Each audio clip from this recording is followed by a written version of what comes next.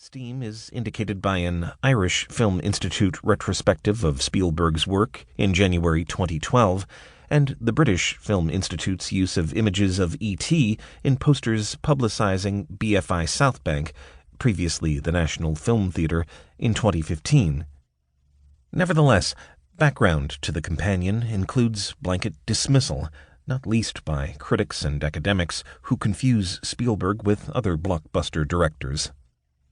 Enormous commercial appeal suggests that Spielberg's work must be symptomatic, expressive, and reflexive of the culture it responds to and contributes toward shaping,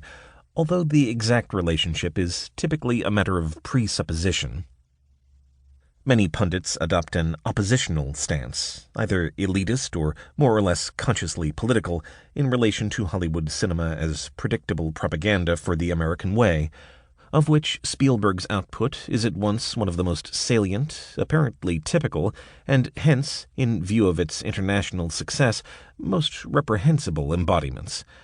Spielberg's apparent adherence to classical form is, by many critics, confused, conflated, or equated with political conservatism, not least because of the association of blockbuster filmmaking with business and marketing strategies focused on maximizing profit and thereby pleasing the largest possible audience.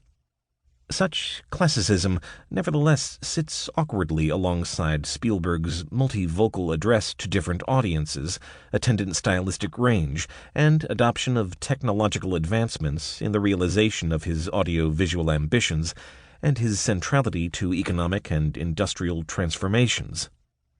The latter associate him with the post-classical Hollywood model of complex intersecting interests, in terms of which his films are too often associated erroneously, at least those that he has directed are, with simplistic, marketing-led, action-driven spectacle at the expense of character, narrative complexity, and thematic significance. Such assumptions are challenged and repeatedly disproven in the essays featured here. With Lincoln and Bridge of Spies, Spielberg has continued to consolidate a career phase in which much of his output, less characterized by blockbuster values than was always the case, receives respect, although not universal admiration. Those two films maintain his lifelong exploration of and experimentation with cinematic form, based on or alluding to precedents both mainstream and,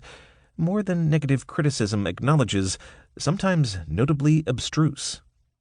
In this parallel concern with showmanship and artistry, based on the director's extensive knowledge of the medium's history and ceaseless curiosity about its function and possibilities,